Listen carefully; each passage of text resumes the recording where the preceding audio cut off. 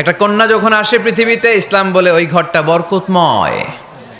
এরপর যখন বড় হতে শুরু করে, ইসলাম বলে বাবা যদি এই মেয়েকে ভালো পাত্রের হাতে তুলে দেয়, বাবার জন্য জান্নাতের দরজাকে খুলে দেয় কে? আল্লাহ।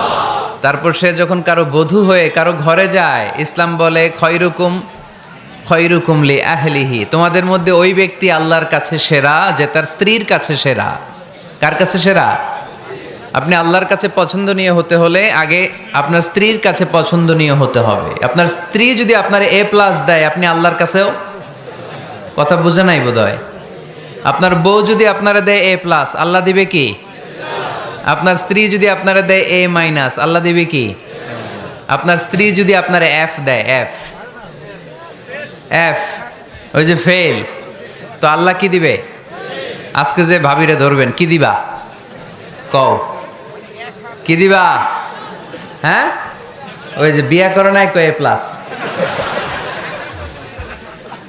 তো স্ত্রীদের সাথে বিষ্ণু ঈসা ইসলাম অনেক খুনসুটি করতেন, অনেক ভালোবাসতেন স্ত্রীদেরকে।